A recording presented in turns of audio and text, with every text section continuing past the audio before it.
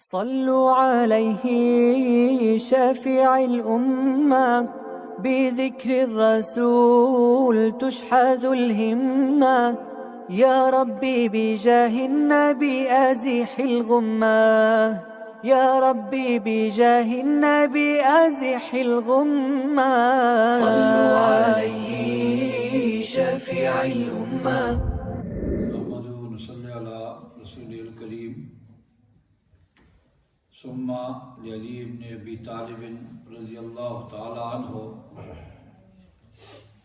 جیسا کہ جمعہ کے دن ہمارا یہ درس اسلام کے بنیادی عقائد سے متعلق ہوتا ہے اور اس میں بات ہو رہی تھی خلافت راشدہ کے چوتھے تاجدار سیدنا علی المرتضیٰ رضی اللہ تعالی عنہ کی خلافت سے متعلق، اور ان کے حالات بیان ہو رہے تھے کہ حضرت عمر رضی اللہ تعالیٰ عنہ کے دور میں سیدنا علی المرتضیٰ رضی اللہ تعالیٰ عنہ کی حیثیت، ان کا مقام اور مرتبہ.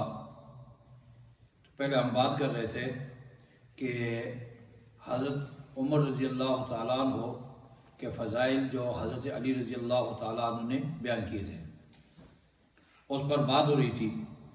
اور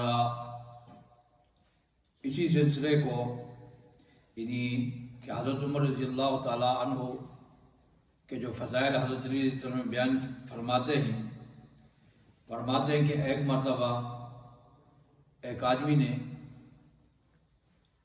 حضرت علی رضی اللہ تعالیٰ عنہ کے سامنے کہا کہ میں نے جو آدمی دیکھے ہیں ان میں تم سب سے بہتر ہو،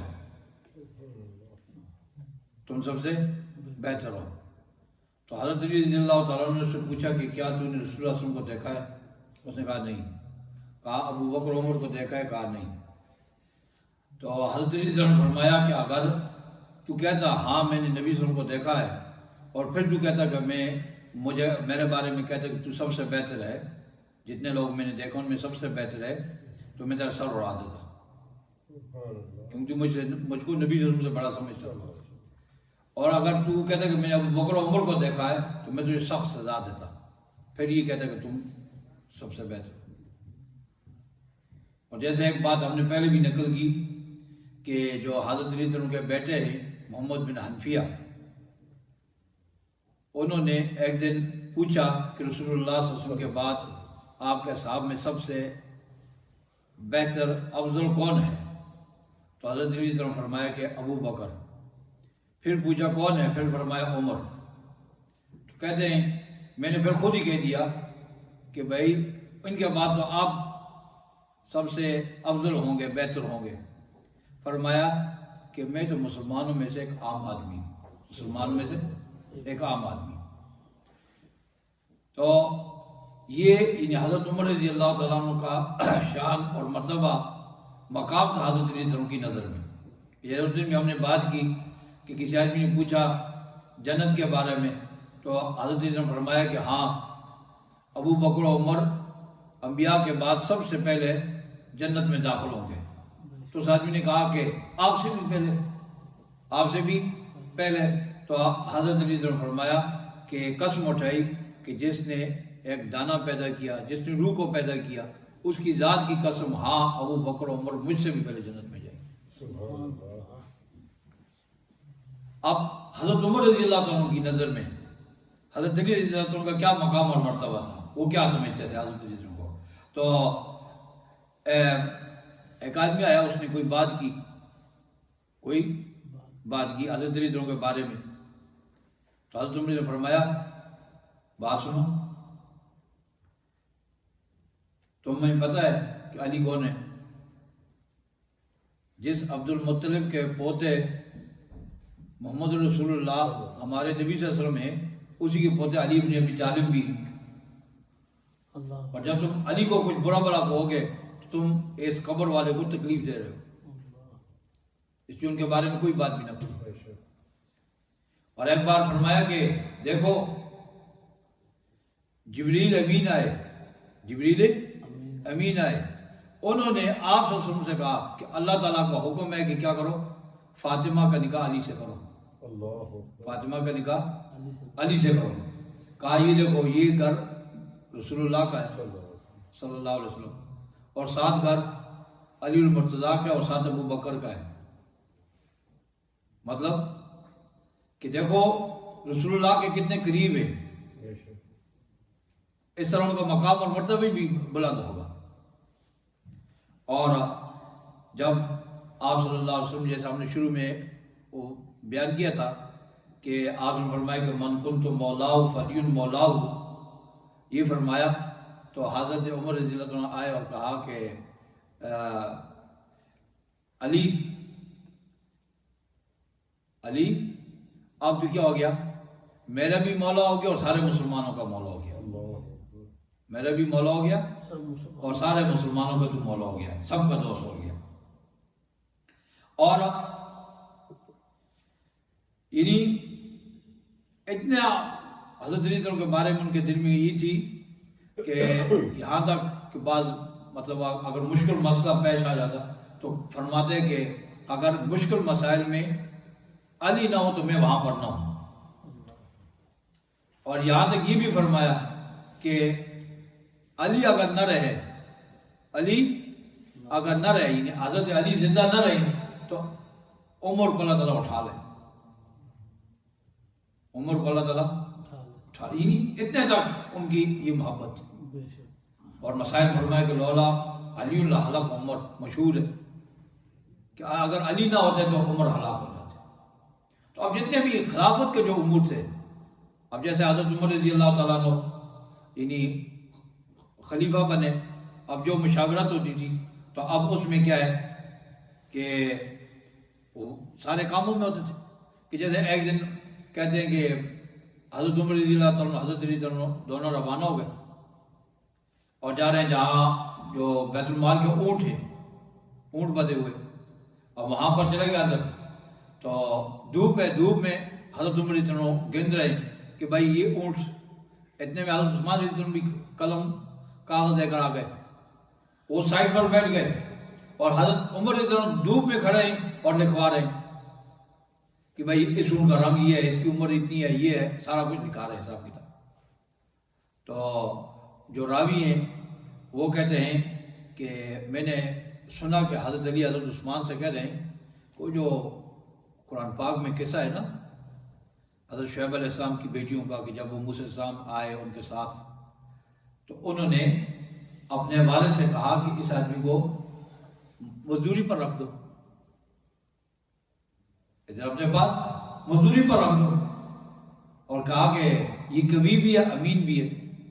بیٹیوں نے کہا والد کو، حضرت شعیب علیہ السلام کو، یہ کبھی بھی ہے امین بھی ہے، یہ مضبوط بھی ہے اور امانت دار بھی ہے. کہ جیسے انہوں نے پانی پلایا پھر ایسے ادب پردے کے ساتھ ان کے ساتھ آئے. تو حضرت علی نے فرمایا حضرت عثمان سے کہ یہ جو ہے نا یہ اسی طرح کبھی بھی ہے امین بھی ہے. یعنی حضرت عمر کبھی بھی ہے اور امین بھی ہے کہ خود ہی لگے ہوئے ہیں جو اونٹ ہے. اب یہاں پر آئے ہوئے ہیں، سب دھوپ ہے، خود دھوپ میں کھڑے اور گند رہے اور لکھوا رہے. ایک بار حضرت علی رضی اللہ عنہ نے دیکھا تو حضرت عمر رضی اللہ عنہ دوڑ رہے ہیں ادھر ادھر. پوچھا کیا ہو گیا؟ کہا کہ جو صدقے کے اونٹ ہے نا ان میں سے ایک اونٹنی فرار ہو گئی ہے، بھاگ گئی ہے، اس کو تلاش کرو. تو حضرت علی رضی اللہ عنہ نے فرمایا کہ تم تو اپنے بعد والوں کو بڑی مشقت میں ڈال دو، بڑی مشقت میں ڈال دو، مشکل میں ڈال دو.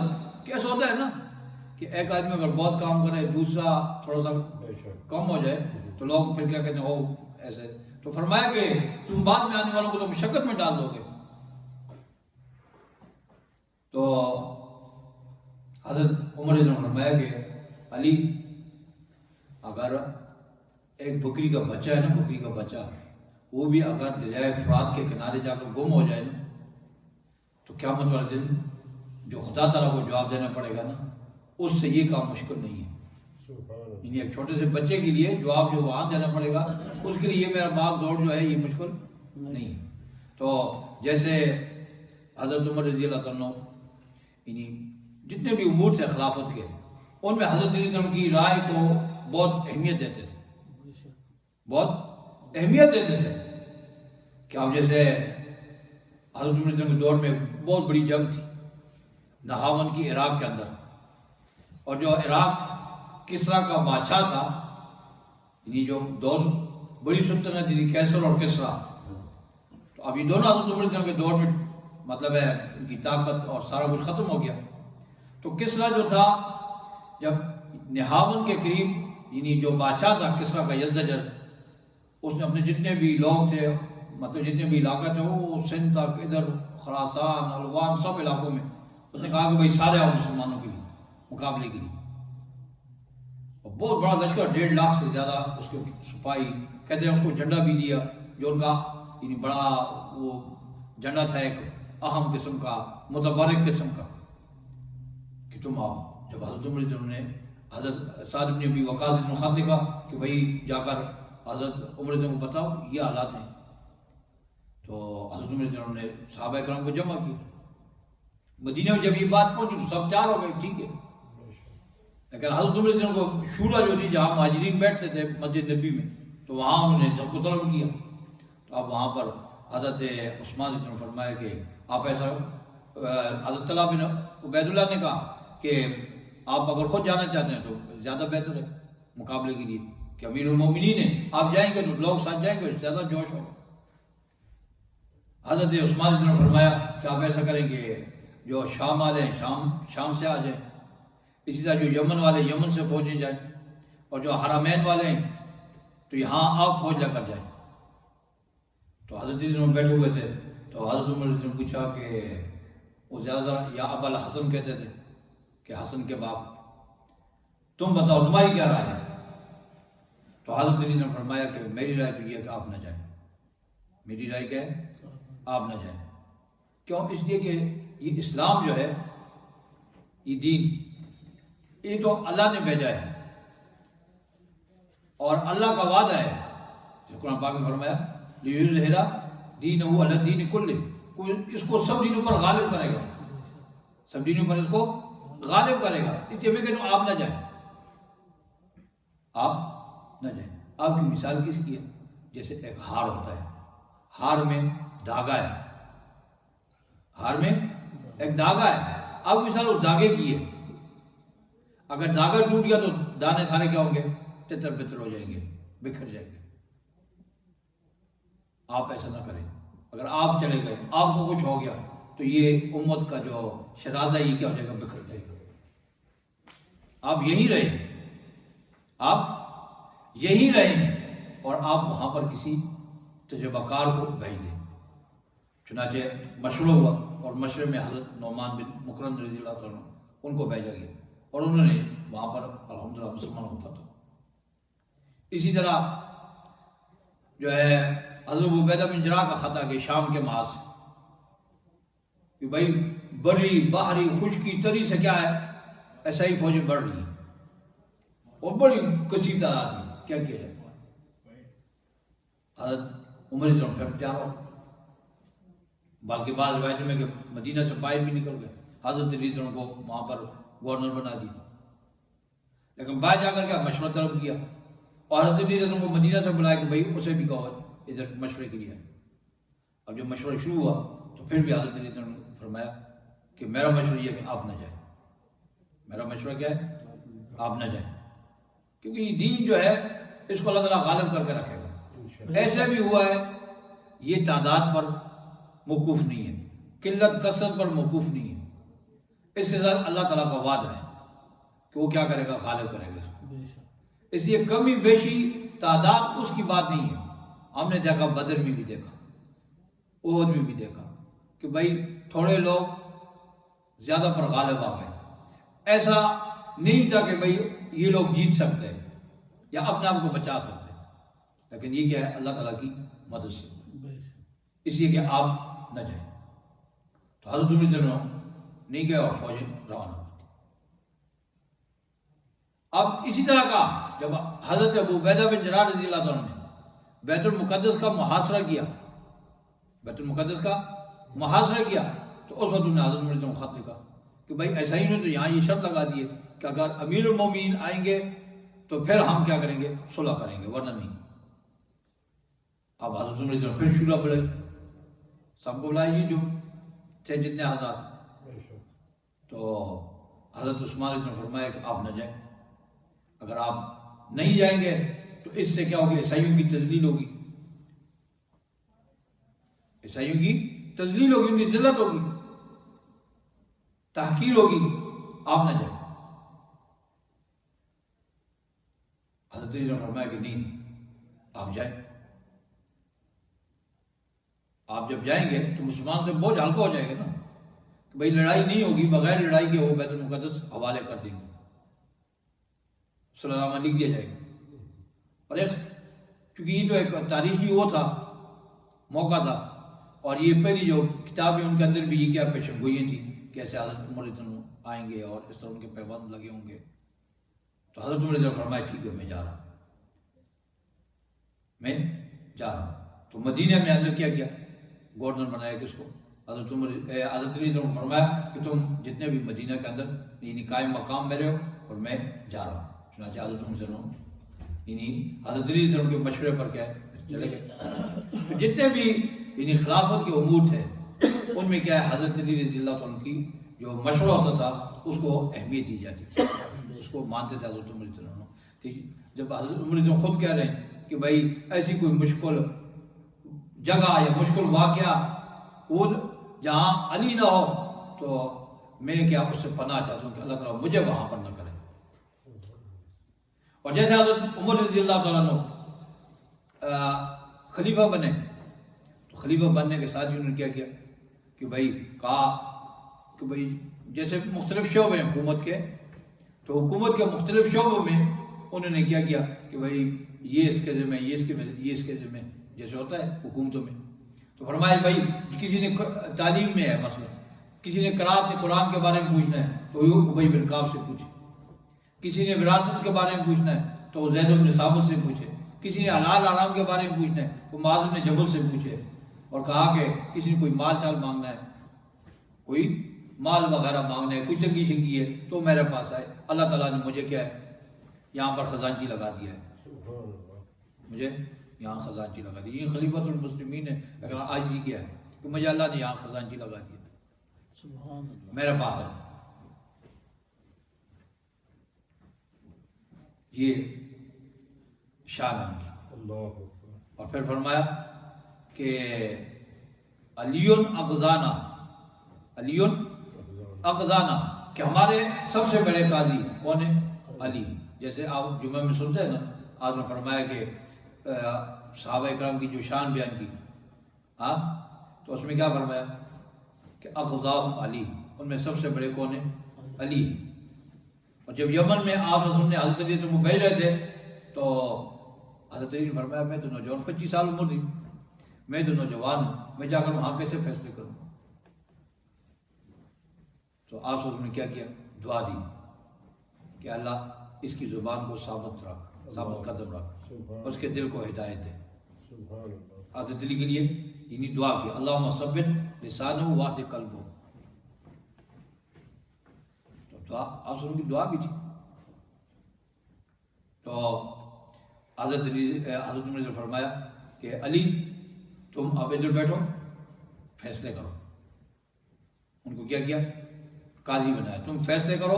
اور فرمایا کہ لڑائی جھگڑے جو ہیں مطلب آگے پیچھے جانا فوجوں میں اس کو چھوڑ دو. چنانچہ حضرت علی کیا کرتے تھے، فیصلے کرتے تھے. ان کو حضرت عمر رضی.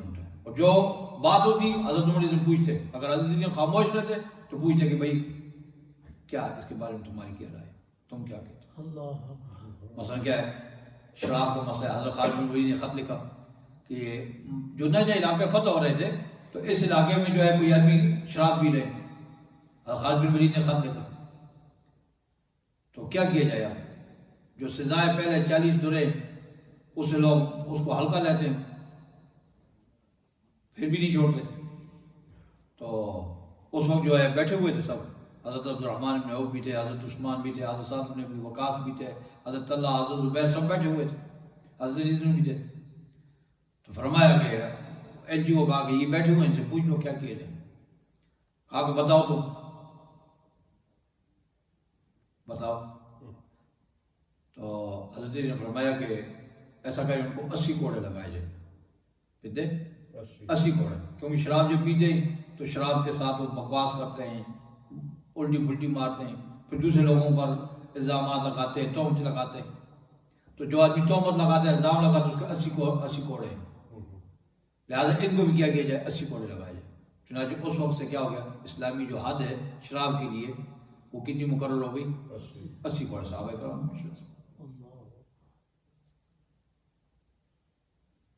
اور اسی طرح یعنی اب مشورہ ہوا کہ حضرت عمر جب خلیفہ بنے، انہوں نے کہا میں تو کیا کرتا تھا، تجارت کرتا تھا، کاروبار کرتا تھا، اب تم نے لا کر مجھے خلیفہ بنا دیا، اب میں اپنا کاروبار تو نہیں کر سکتا، تو میں کیا کروں، خرچہ کہاں سے کروں؟ تو حضرت عثمان رضی اللہ عنہ، حضرت سعید بن زید جو تھے، انہوں نے کہا کہ آپ ایسا کریں کہ بیت المال سے لیں، اپنے لیے بھی لیں جتنا آپ کو چاہیے، اور جو جس کو آپ نے دینا ہے ان کے لیے بھی لیں. تو حضرت علی بیٹھے ہوئے تھے، تو حضرت عمر نے پوچھا کہ یا ابا الحسن، اے ابو الحسن تو بتا. تو حضرت علی نے فرمایا کہ اپنا خرچہ اور اپنے بچوں کا خرچہ، بس. اپنا خرچہ اور بچوں کا خرچہ بس. تو حضرت عمر نے فرمایا ٹھیک ہے، جو یہ کہتے ہیں اس طرح ٹھیک ہے. اور کہتے ہیں کہ علماء کہتے ہیں کہ 2 جوڑے سال میں حضرت عمر کو ملتے تھے، 2 جوڑے، ایک تو گھر کا خرچہ وغیرہ اور ساتھ 2 جوڑے کپڑے، ایک گرمیوں کے ایک سردیوں کے. کہیں سفر پر جاتے ایک اوٹنی ہوتی تھی، ساتھ ایک خادم ہوتا تھا. یہ ہے وہ آدمی جس سے کیا ہے کہ آپ نے فرمایا کہ عمر جس طرح سے تو جاتا ہے اس سے کیا شیطان بھی ڈر کے مارے نہیں آتا. دنیا کفر کامتی تھی ایسے، کافر بھی کہتا کرے ایک عمر اور آ جاتا پوری دنیا مسلمان ہو جائے. لیکن اس کا کیا ہے کہ بھائی تھوڑا سا کہ خرچ ہے، 2 جوڑے کپڑے سال کے لے رہے، اور ایک اونٹنی کہیں سفر پر جا رہے ہیں، ساتھ میں خادم. اور خادم وہ بھی کیسے ہے کہ جب جا رہے ہیں ایک جگہ شام میں تو ساتھ خادم ہیں، آگے لوگ استقبال کے لیے کھڑے ہیں کہ حضرت عمر رضی اللہ عنہ آ رہے ہیں. تو حضرت عمر رضی اللہ عنہ جہاں قریب آئے تو وہاں اپنا جو خادم تھا اس کو بٹھا دیا سواری پر، خود آ کے خود نکل گئے. سبحان اللہ. لوگ انتظار میں کہ استقبال کریں گے، انہوں نے کہا حضرت عمر تو وہاں پہنچ گئے. اللہ اکبر. یہ چیزیں جو بھی جو لوگ کہتے ہیں شام شوق جو ہے وہ اسلام کی وجہ سے ہمیں ملی ہے، جو کچھ ملا اسلام کی وجہ سے، دنیا کی وجہ سے نہیں ملا. تو یہ کیا ہے کہ حضرت یعنی علی رضی اللہ عنہ کا بہت بڑا مقام تھا. حضرت عمر رضی اللہ عنہ کے دور خلافت میں ان کی بات کو بہت اہمیت دی جاتی تھی. جیسے ایک مشہور اسلامی تاریخ ہے ہماری، اسلامی ہجری جو ہماری شروع ہوئی ہے، تو اب اس پر بھی حضرت عمر نے جب مشورہ کیا تو کسی نے کیا تاریخ بتائی، کسی نے کیا بتائی. حضرت علی نے فرمایا کہ جب سے جناب نبی کریم صلی اللہ علیہ وسلم نے ہجرت کی ہے تو ہجرت سے آپ شروع کر دیں ہجری. تو نبی صلی اللہ علیہ وسلم کی ہجرت سے کیا ہے وہ ہجری شروع کر دی. تو یہ کافی ساری یعنی جو باتیں انشاءاللہ باقی باتیں آئندہ جمعہ میں کریں گے. اللہ تعالیٰ سے دعا ہے کہ اللہ تعالیٰ ہمیں حضرات صحابہ کرام کی محبت ہمارے دل میں پیدا فرمائے اور